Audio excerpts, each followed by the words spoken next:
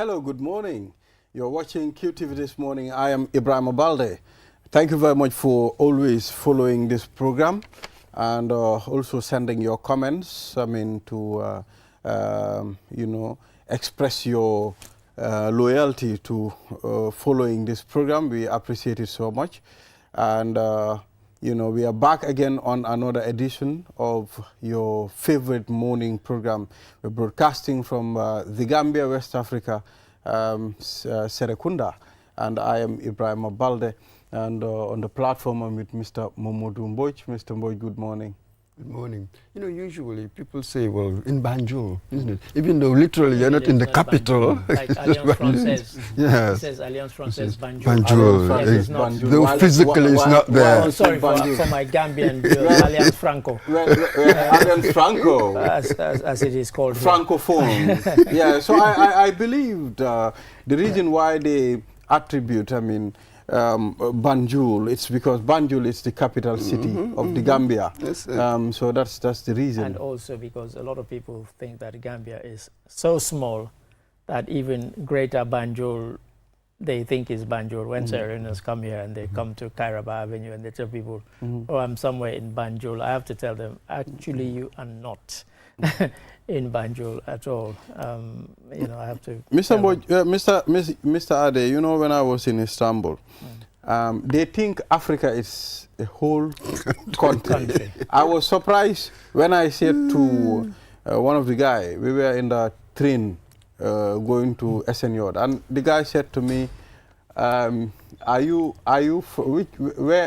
from Africa? And we were discussing, and I said, yes, I'm from the Gambia. And he said, the Gambia, Africa, is Africa not just a country? You understand? So many people, they think Africa is just one country. Yes. He said, if I come to Africa, I'll visit you. He was supposed to go to Chad, I think Chad.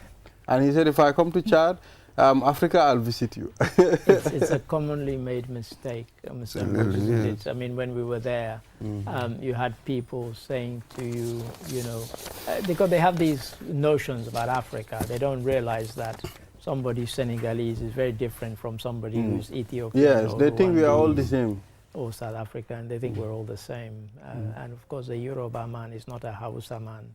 Etc., etc., etc. I once wrote a poem which they used to get me to read every year on kind of African liberation. It was called Africa and Africans, and it was kind of pointing out these differences for non-Africans who, otherwise think that, we're all just one big country rather than this continent of 54 countries. And by the time some others get their independence, probably about 57 or 58 countries, Western Sahara, Somaliland, Puntland, they're all striving for independence. And if they do get it, then they have even more. So you go from 54 to possibly 57 or 58 countries. So I'm slightly more surprised that somebody in 2025 has got these views.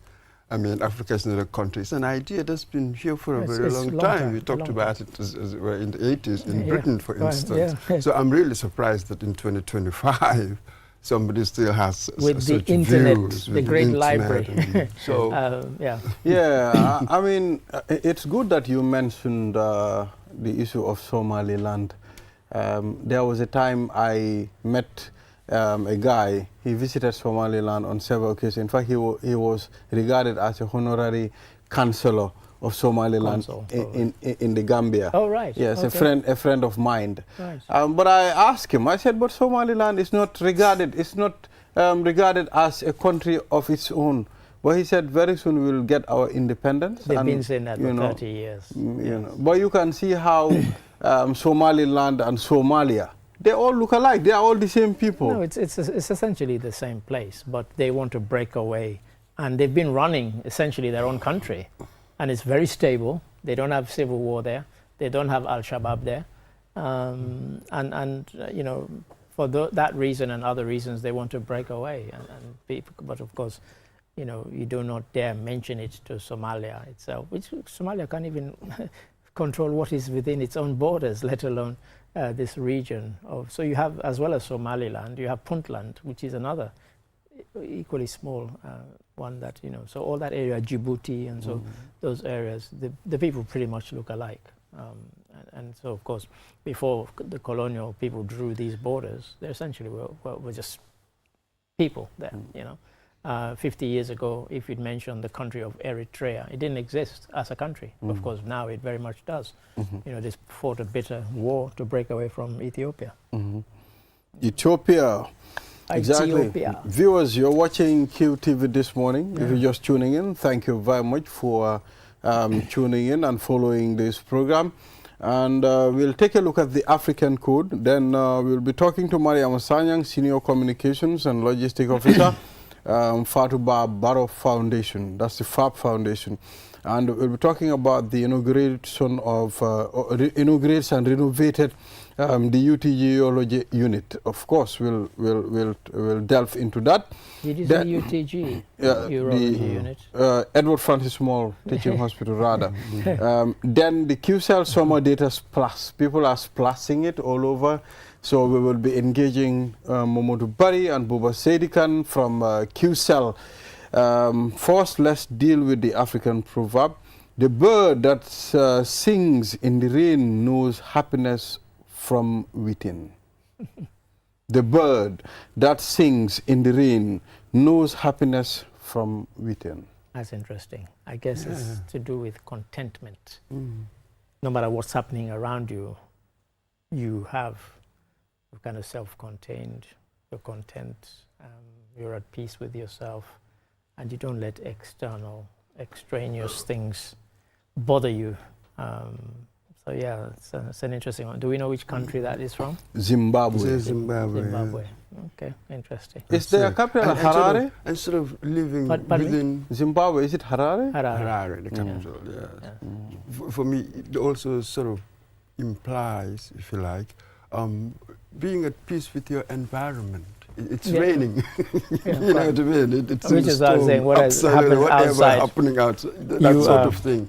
That's it. So living, drawing contentment from within your element. And really, what is your element? You know what I mean? Sort of. It's what's inside, isn't it, really? Yes, I mean, I was having a discussion with somebody, and they were talking about slightly different thing about relationships. And then the phrase came up, never depend on somebody else for your own happiness.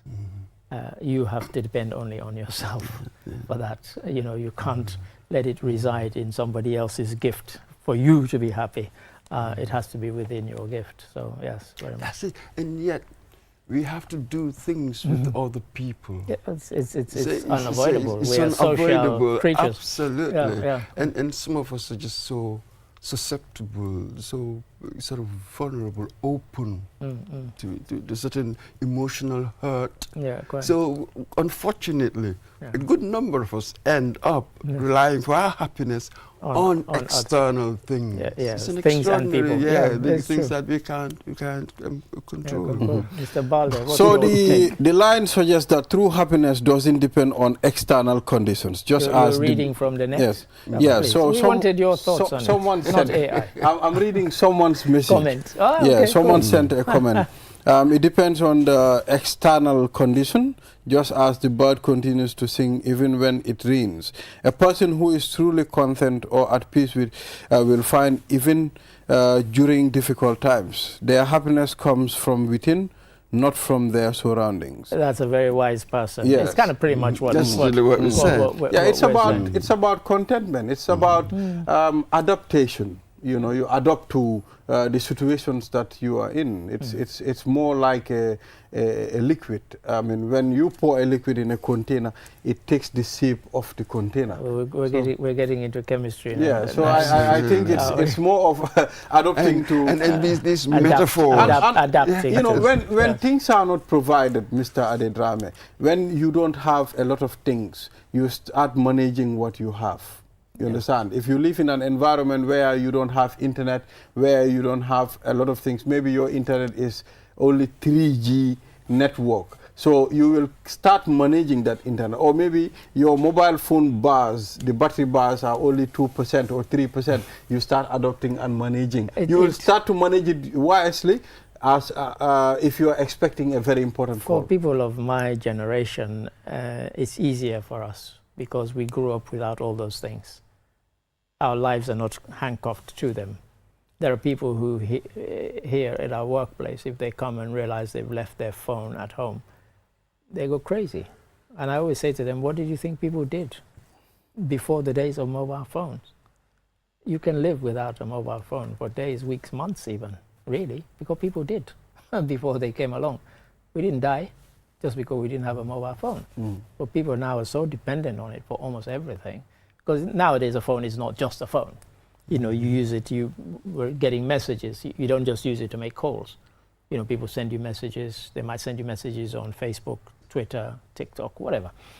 So it's gone beyond that. So I can understand why some people are so attached to them, but some people are, you know, addicted is not even close to it. You know, it goes way beyond that. Luckily for us, people of our generation, we grew up with this. So we've not been fully colonized, as I call it, by this technology. When I look at younger people, it's unbelievable. They can't live without it. Yeah, I am one of them. So that's it. I but didn't with want me, to name I don't names. care. So I'm glad you've outed yourself. No, I am one of them. I did not want to name names. I'm guilty. Yes. You know. But you see, back to this the proverb, proverb, really. Yes. Yes, everything you said, true. But to my mind, it's really easier said than done. I think that's really what the issue is. Because most of these words, resilience, inner contentment, these are just words, aren't they? The trick is in how do you break them down and then just what actions, what habits. That's really the difficult bit. That's why we will always sort of be... we wrestle with these things. Yeah, we'll be wrestling with these things every so often. Because there's no content, really. It looks like it's a map. You know what I mean? Empty frame. We were discussing the Muhammadu Buhari. And I was saying to him, Voj, when we were doing the weekend review, I said, when I looked at the Nigerian newspapers, one of the things that came up time and time again was that he was not able to tackle the economic woes of Nigeria. And I said, what president has been able to? You know, Nigerians have never been content with any president and said, oh, this president has conquered the economic problems that are facing Nigeria. Nobody has. So I don't know why they all kind of brought that up in almost every obituary where they were taking a slightly, you know, different view. Oh, and here are some of the other things. Because they didn't want to just heap praise on him. There were things like the media were criticizing him for the way he cracked down on the media and so on.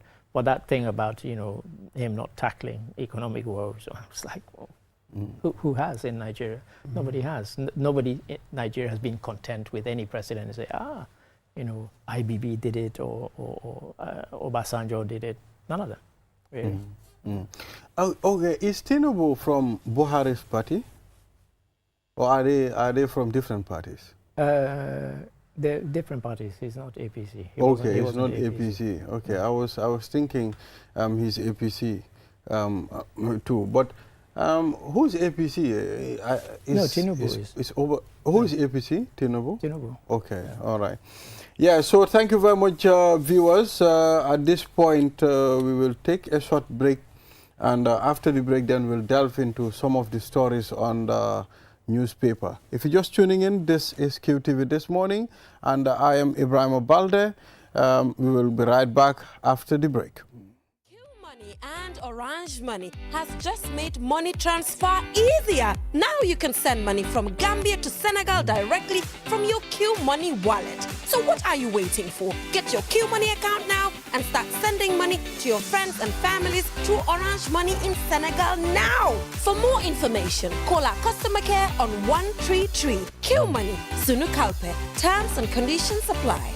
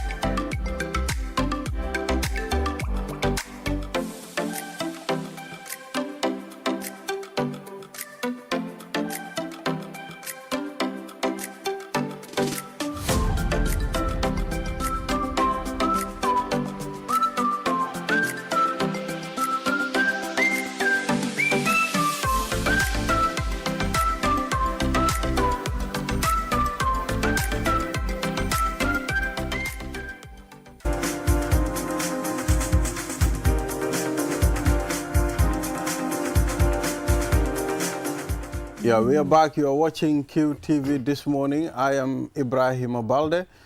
We are back again, and now we will delve into some of the stories on the newspapers.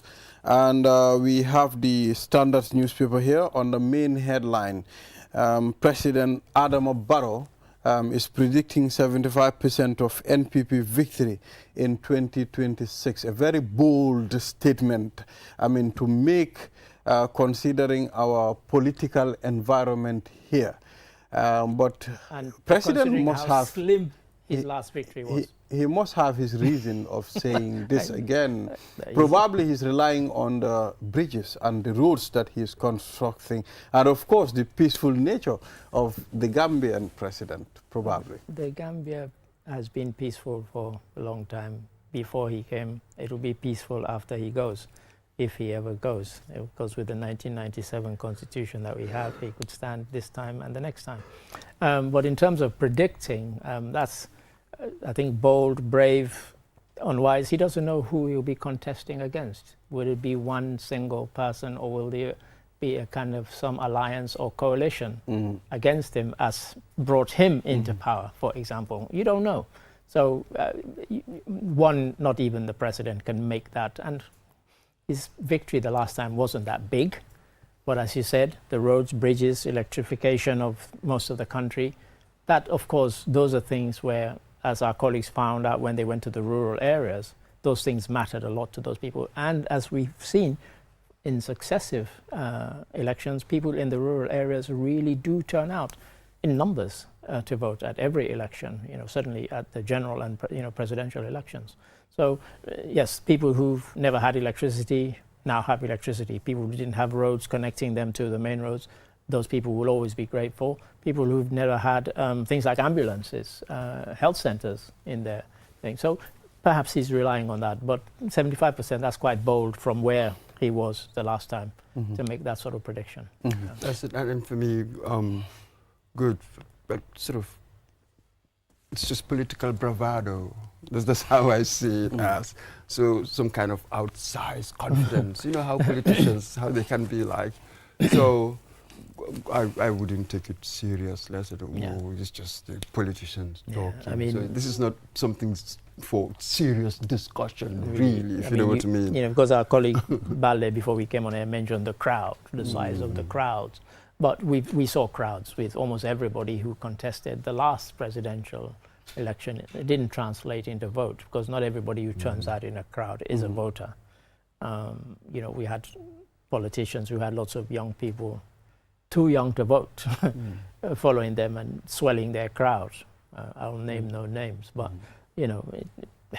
a crowd isn't an indication of anything. Sometimes it depends on many factors can contribute. People sometimes attend these rallies for certain things. For the vibes. Some people are just there, some are there just to see.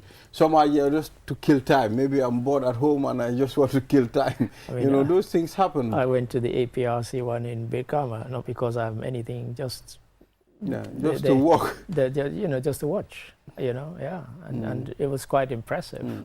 Everywhere from a mile before you got to the box bar was just a sea of green.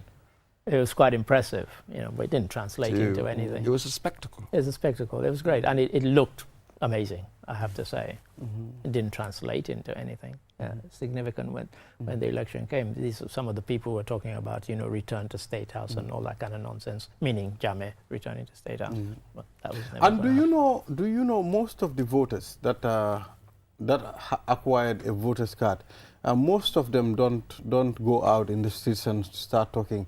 I mean, the likes of me. I don't talk about who I'm going to vote for, who am I affiliated with, but I have my voter's card and I know if elections come, who I'm going to vote for. I don't even discuss politics with anybody outside. If I discuss politics, it's on TV, but apart from that, I don't.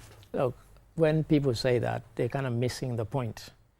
If you complain about the price of rice, you complain about bad roads, you complain about poor health, you're discussing politics. It doesn't have to be party politics. Politics, I always say this, whether you want politics to impact you or not, it will. You know, you can't avoid politics. So you mean it's in our everyday life? It's everywhere and everything you do. It's there. So like when I hear people say, "Oh, I don't discuss politics," if I ever hear you complain about the price of rice or anything else, I'll say you're discussing politics. You know, you're not discussing party politics, maybe. Yes. Man is a political animal. We've known that in the academy for a very long time. Quite. So what else? Right. What else is in the making the headlines? Girigara blames Barrow for Jammeh's interference in Gambian politics. I've listened to an audio this morning when former President Yahya Jammeh was addressing some of the APRC militants, and he was expelling some of the members from the party. I listened to it and I was like, I mean, does this even make sense? Why? What happened? Is the man going through something? I mean, how can you start controlling as if you're a king while the palace have rotted long time? You know, your kingdom has been seized from you. You're no longer the king. But he issues these audios, and sometimes I hear some of our cleaners playing the full audio, and sometimes he lapses into English.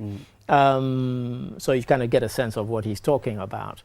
But no, he's completely lost control of the party, so he can make any pronouncements he wants as far as but what's Barrow supposed to do? Do kind of Israeli style, send an extermination squad to liquidate him?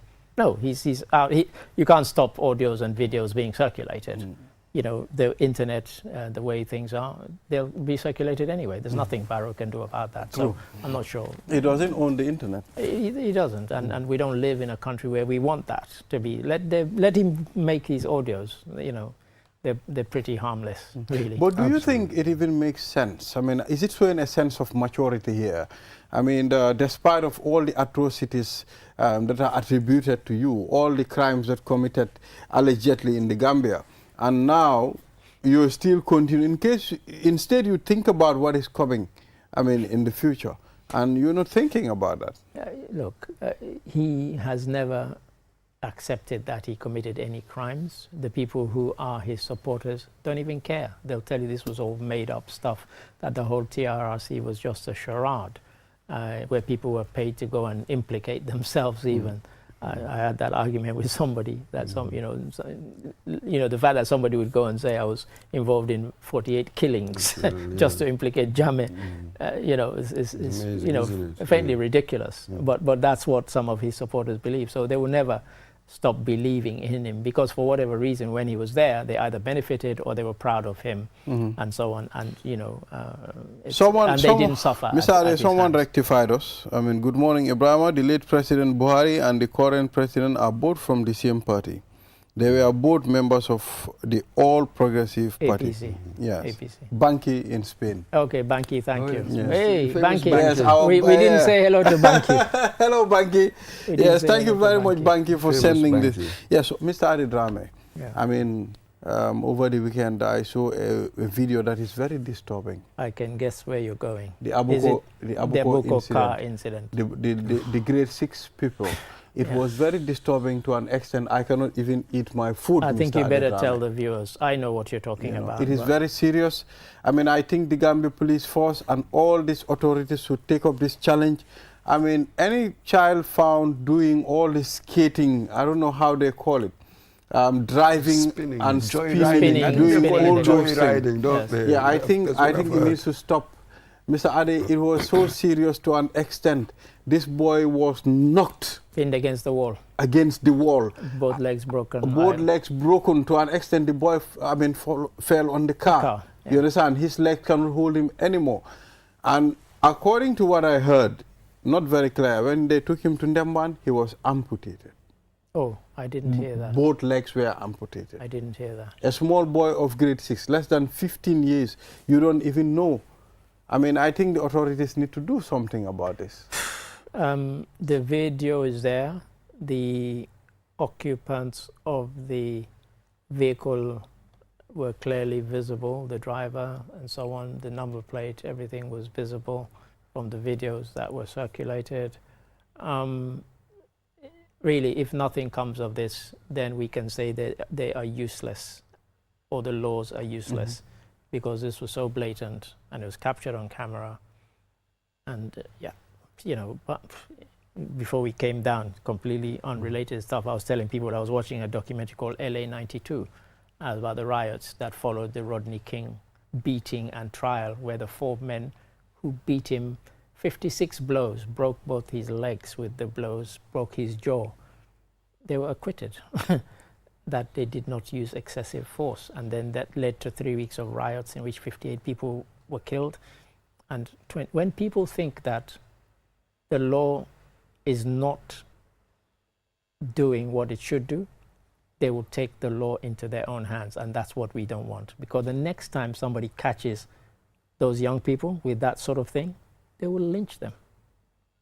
But if they think and they know that if the police handle them, they will be arrested, they will be charged, they will be sentenced, a stiff sentence, then people don't feel that they have to take the law into their own hands. But if that doesn't happen, one day that is what is going to happen. And well, I'm not saying this because I want it to happen. And this is very serious at the end of the time. For me, I am more focused on the little boy now. I mean, his life is little boy ruined. I mean, imagine. We know how amputated people struggle in our countries. Even if you are on one leg, it's difficult to live. Talk less of 2 legs. A young little boy, I mean, Mr. Mboji. Recently, isn't it in the news, we've been covering such incidents, haven't we? So it appears as if there's something emerging, isn't there?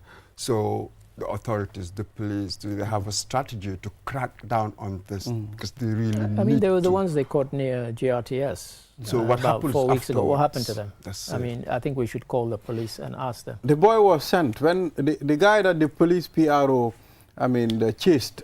Yeah, I mean, which turned out to be the son of Jawara, our Gambian councillor in Angola. At the end of the time, when they paid the 30,000 and they released the boy went on social media insulting the police PRO himself.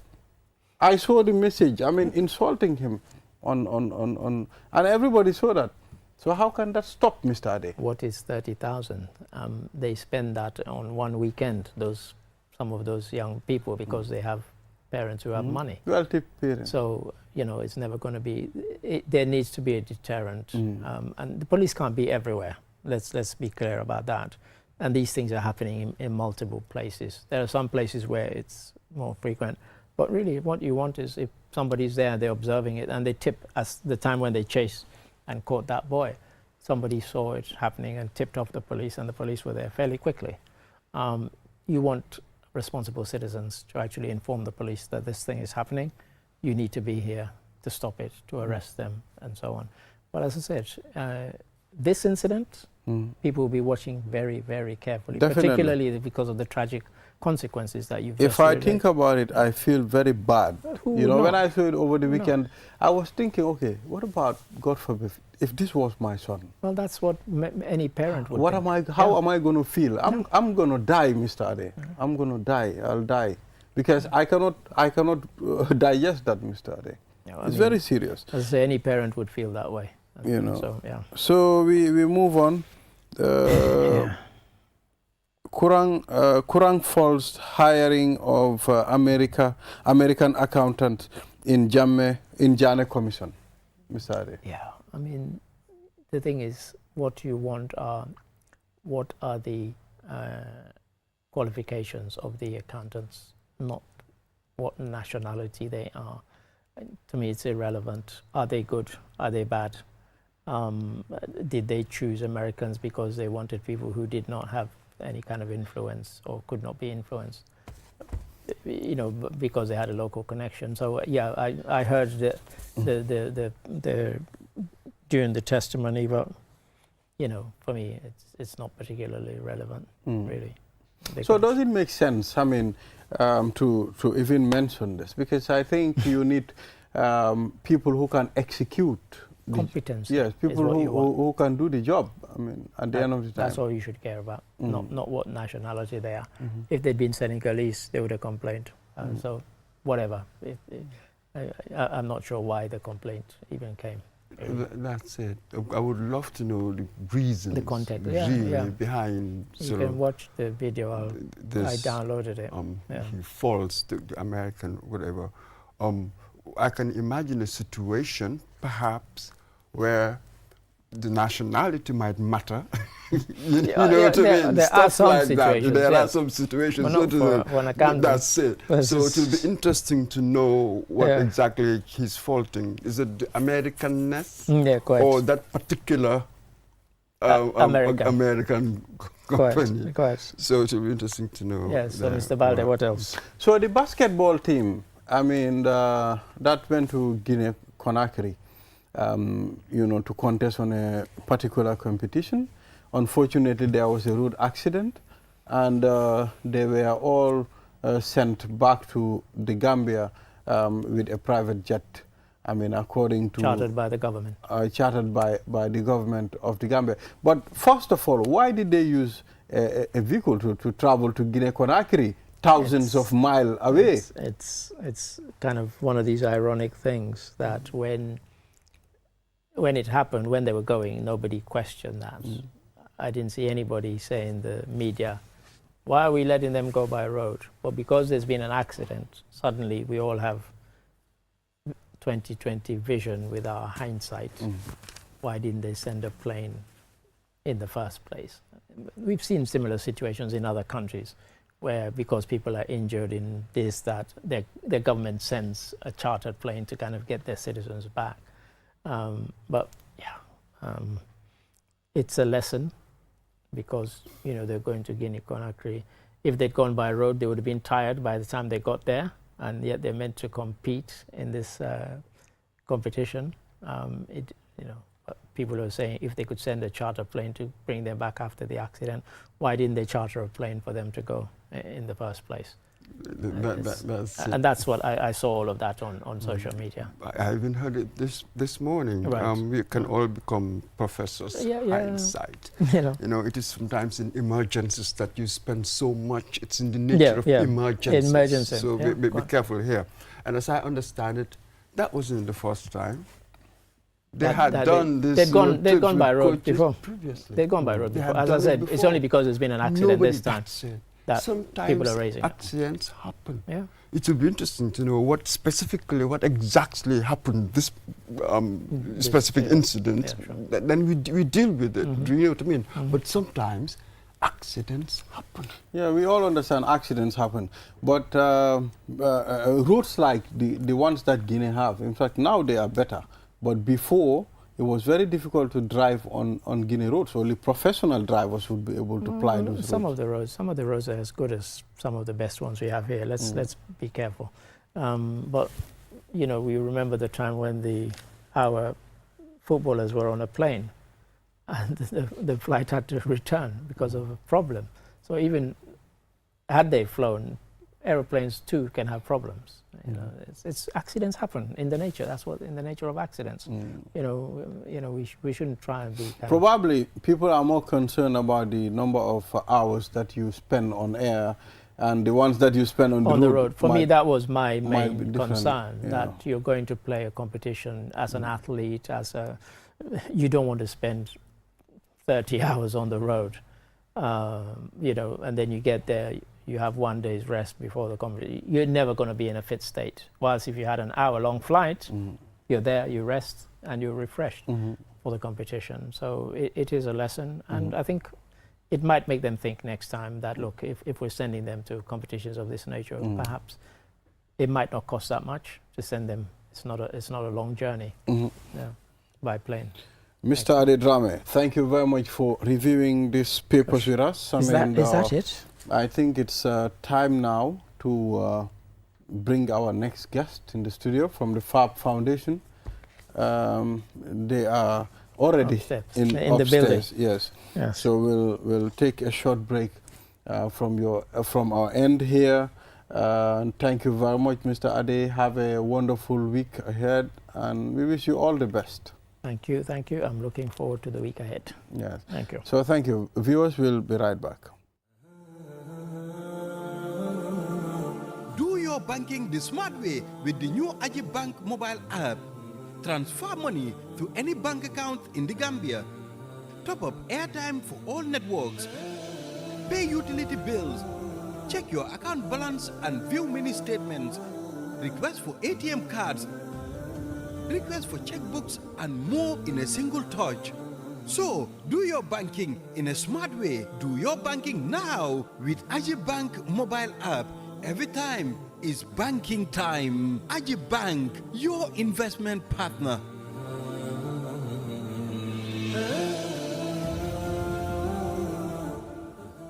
Q Money ak Orange Money ñoo lëkkaloo pour yombalal leen yónnee xaalis bàyyi ko Gambia dem ba Sénégal ak Q Money wallet looy toog di xaar dawal léegi nga ubbi Q Money account pour nga mun a door di yónnee xaalis sa xariteeg sa mbokk yi jaarale ko Orange Money Sénégal léegi pour am si lu leer mun nga call Q Money customer care si 133 Q Money suñu kalpe lii dafa ànd ak sarta yuñ tëral. Q Money e Orange Money joni weɓini nuldugol mbuuɗi mi yetoma joni hiɗa wawi nuldude mbuuɗi iwra ko Gambia ɗo yaha Sénégal e Q Money wallet ma on eyyi ko honno wonɗa e fadde mi yetoma udduto Q Money account ma on joni fuɗɗoɗa nuldude mbuuɗi e teriɓe ma rewa ɗon ka Orange Money nder Sénégal fi heɓugol hen ko laaɓi hiɗa wawi noddude Q Money customer care e 133 Q Money suñu kalpe ɗum no yaadi e sartaji. Hi there, my name is Nuruddin Adams, a proud product of this noble institution. Heritage Christian University is not just a learning place, but a community that transforms lives and empowers its students to become compassionate entrepreneurial leaders. My journey here has truly been life-changing, and I invite you to come experience the same. Whether your passion is into business, nursing, midwifery, psychology, communication studies, multimedia technology, information technology, or theology and ministry, Heritage has tailored these programs for both the undergraduate and graduate studies.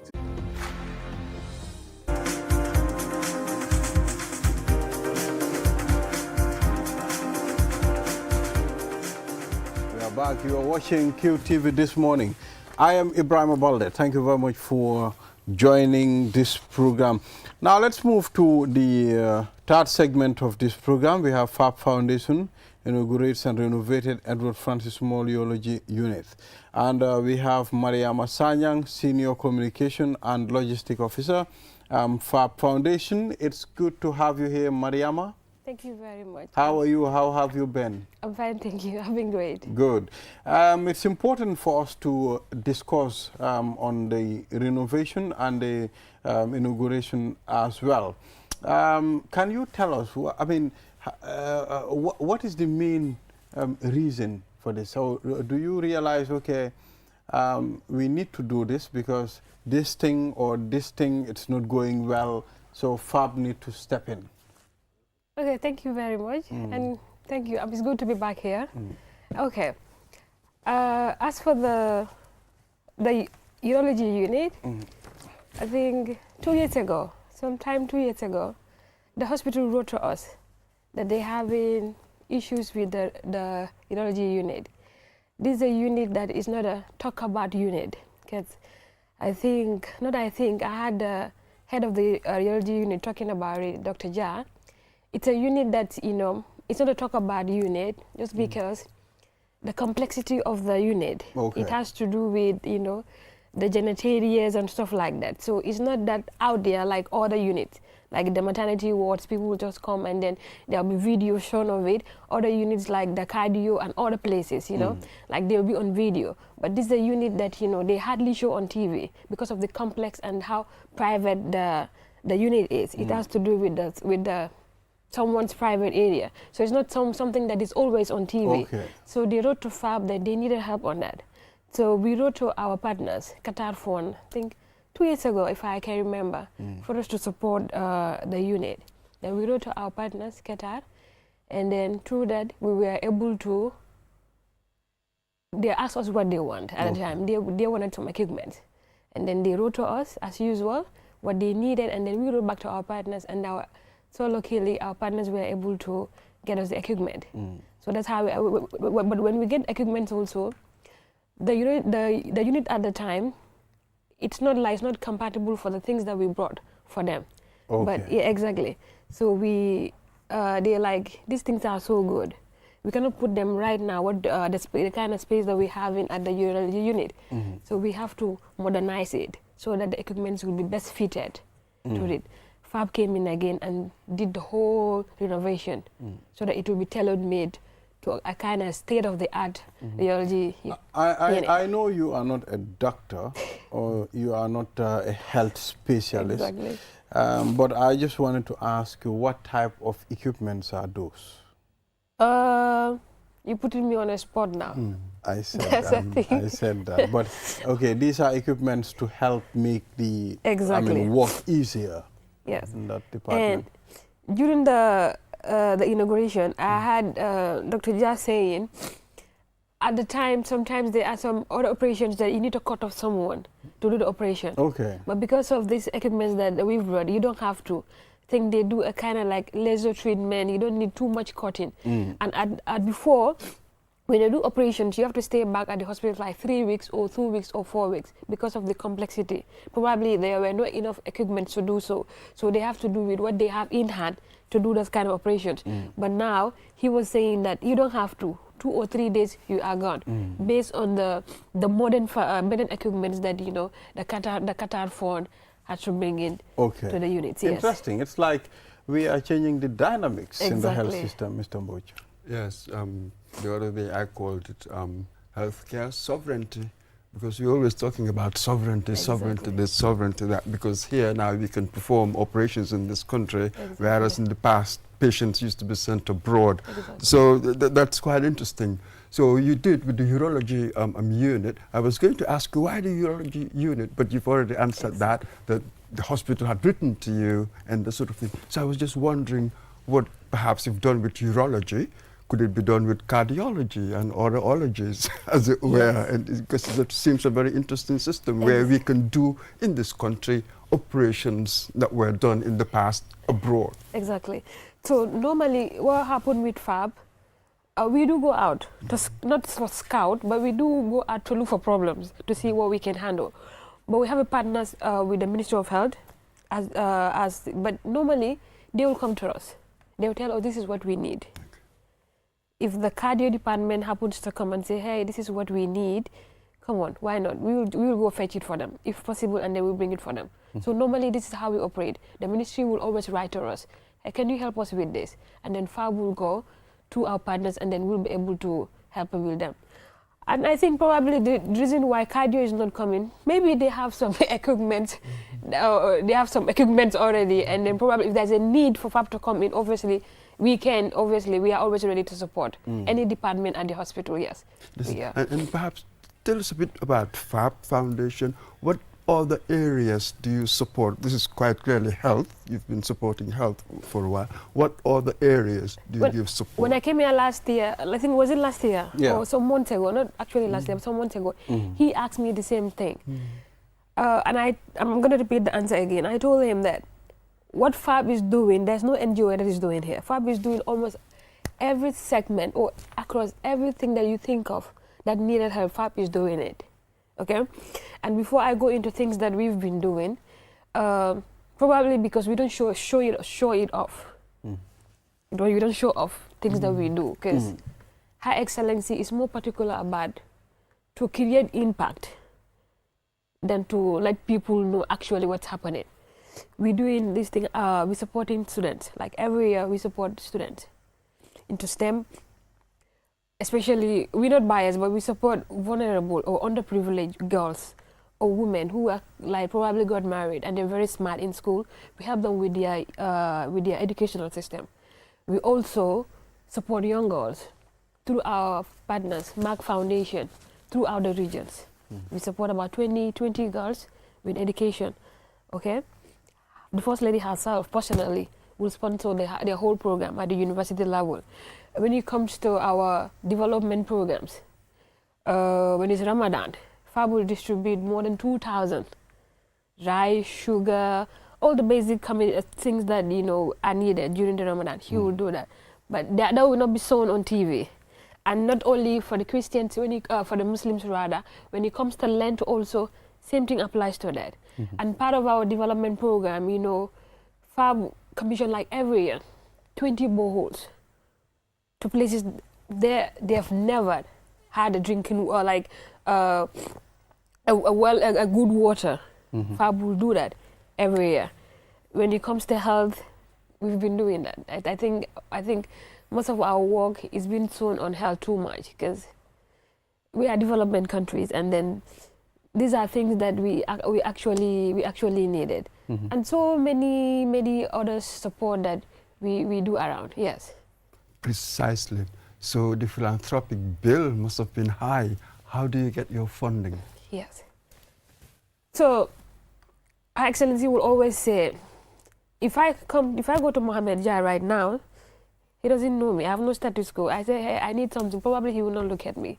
But the moment you mention Her Excellency's name, that we wanted to do this, they wanted to support. And this support, it's in such a way, they don't have to give us the direct cash. No. We just tell them this is what we need. Like the one we did with Qatar Fund. They don't give us the money to go buy the equipment. The hospital have to come up with things that they actually needed. And then we send it to them. They will purchase it and then bring it to FABB. So, I mean, well, when you mention Her Excellency's name, people will chip in. This means people are doing it because of Her Excellency. I mean, I'm not seeing any continuation of FABB Foundation. No. Or is there going to be a consistency? You know, because when you want to set up an NGO, when you set up an NGO, you want it to continue even if you are not around one day. You know, you still want it, to continue. So is there not other way that you can tap funds without only using the First Lady's name? Yeah, I mentioned the reason why I said that it's easier with her name to get what we want.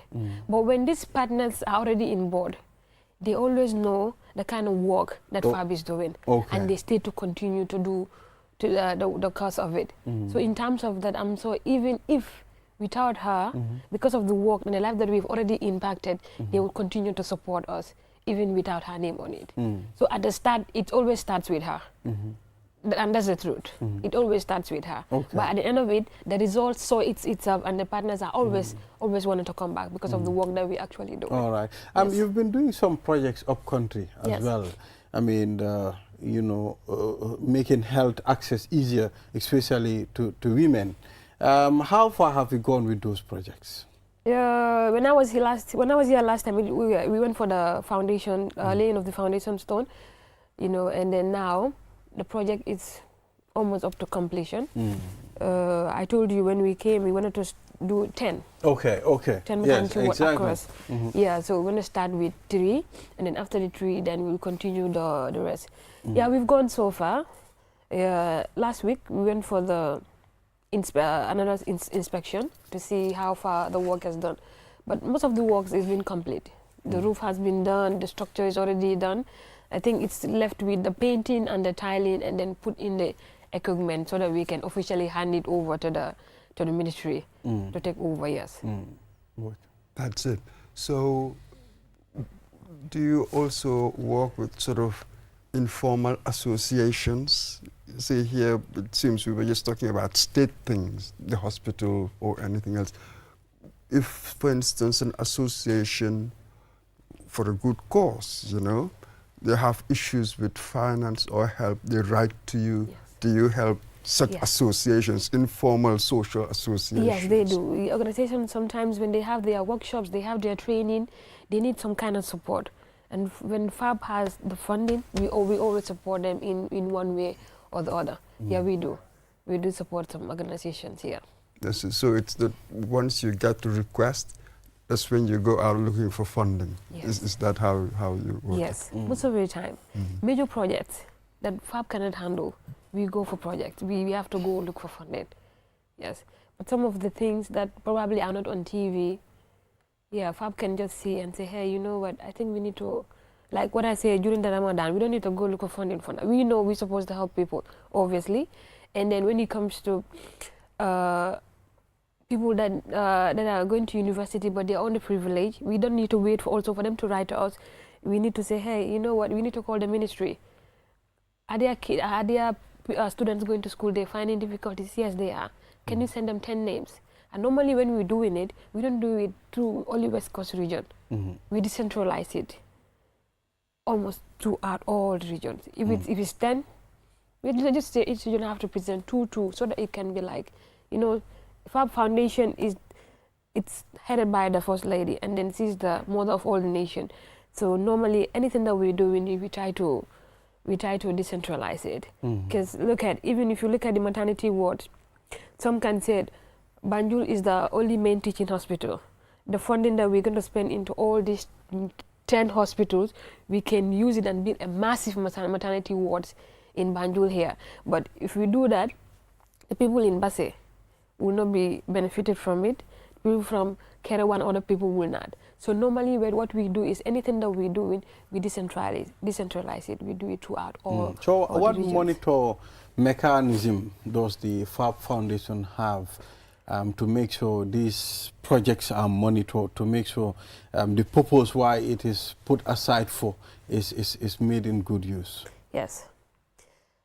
So I think most of the time, FABB, anything that FABB is invested in, that means we are wholeheartedly invested in it. We are a small team, but any project that FABB is doing, we make sure we have 3 months to check up on it. I personally, when it comes to the health sector, I have a very good relationship with all the head of the hospitals throughout. If it's a borehole, I make sure we have the alikalos. They have our contacts. Then if they didn't call in, we will always call in to check in what's happening. And time to time, we just go over there and see how the project is going. But most of the time, since I started working with FABB, the people that we started working with, the people that we're giving boreholes, people that we're giving support with, like, I don't know, probably we are too nice. They're normally so free to contact us with anything regarding the project that FABB has been doing there. So if there's anything that's happening, they will call us to do. And when it comes to our boreholes, we try to make sure and make it in such a way that it's going to, like, we make very standard. It's going to take, even if there's going to be a problem with it, it's going to be a long time problem. It's going to be now. So we make sure any work that we're doing is at its best, so that they don't need to be calling and checking, hey, the tap is not working, this work is not going, the solar is not working. FABB just make sure that when we're doing something, we make it up to standard, so that we were able to help us and then able to people that are benefiting from these projects. Yes. Now that you've mentioned it, I'm curious to know, you are the logistics officer. Yes. For instance, what kind of logistical issues you faced, especially when renovating this unit? It will be interesting to know precisely what the work involves of a logistical officer. Here you're renovating a unit for the hospital. Okay. Before I got married, I was too much involved in it. I personally go myself. But so luckily, I have my assistant. He's a guy. He normally do most of this work. And then right now, I think he knows. If you go to the hospital, he knows most of these equipment, and then he knows, I don't know, he knows this stuff, you know what I mean? So we also have a boss that is very, meticulous. It doesn't matter, these are not our areas, okay? But for example, when we're doing the radiology lab, my assistant is there. Anytime the contractors is there, We're doing for 2 reasons, okay? To make sure the work is going as planned, and to make sure the work is going aligned with what the hospital is doing, and to make sure also FABB is not wasting the money that is being used. And this goes to all our projects. If it's borehole, same thing. If it's too far from here, we need to have someone there who will be checking it up for us and then taking pictures and giving us feedbacks to all these projects. That's how FABB works. Yes. So do you have intention, to work on other projects as well in the future? Yes, we do. It's a non-governmental organization, but obviously we are here to complement the efforts of the government. There's not much we can do. So what FABB wanted to do, any part that we wanted to do, we make sure that we do that at the best of our ability. You know, it's a big country, there are so many things going on, but we make sure the things that we actually doing, that we make sure we do it at the best of our ability. If any other things come up along the way, of course, why not? We have so many things in the pipeline that we were not able to do because of the funding and the time. But when there is, why not? We can. Yes, you've called it a non-governmental organization. Absolutely. But again, somebody can say that, well, the non-governmental organization is headed by the wife of the president. So there is that link, you know. So what do you do? What have you put in place so that you can retain your independence and this hint that you might get favors from the government, how do you make sure that you keep clean? Well, FABB is truly independent. Her Excellency owns the foundation, but she has no say into how we implement our projects. That's the thing. We will tell her this is what we want. This is what our agenda is. This is what we are looking for. She can use her connection to help us get there. But when it comes to the implementing part of it, she can say. Like, for example, I think last year, not last year, I think earlier this year, when we are giving scholarship to the 20 students, one of the girls' parents happened to be a dead UDP member. And he came with a daughter. He talked to one of the reporters, say he doesn't want to be shown on TV. Why? Because he's UDP. You know what I mean? So when it comes to that, in as much as we don't want to, we're not affiliated with the government, because the government doesn't support us directly with finance or stuff. No, our sponsors come out of somewhere else. You know, just as you said, she's the first lady, and then the husband is the president. Of course, obviously, people think that you know, people kind of see us that way, but FABB it's not. If you see us, if you see me, you're never going to see me in any political rally. Same as my CEO and the people that we are working with. You understand? But what we make sure, anything that we're doing has nothing to do with any political affiliation. Because right now, through our partners, we're trying to build a mosque in Bakau. Probably when that is done, when also is done, you hear about it. And everybody know Bakau, it's a UDP zone. Sort of, not actually, but everybody know it is. But we're building a mosque there. And that's nothing to do with us. We just look, here's the problem, we just go solve it. There's nothing like, this is UDP, this is other parties, has nothing to do with us. But of course, people will always perceive what they want to perceive. And for the fact that she's the husband to the president, you cannot take that thing away from her. Yeah. So, and then people will always say, so there is no selective justice. Exactly. Yeah, so thank you very much, Maria Masanyang. I mean, thank you for coming. We appreciate. And we hope FABB Foundation, all right, so we hope to engage you more in the future. Thank you so much. All right, Mr. Boyd, this is all we have. We were supposed to have the last segment, but unfortunately we won't be able to have it. Yeah, so thank you, Mr. Boyd. Cheers, and brother. We'll do this tomorrow again. Absolutely. Yes, viewers, until we come here again tomorrow, do enjoy the rest of our programs. Bye for now.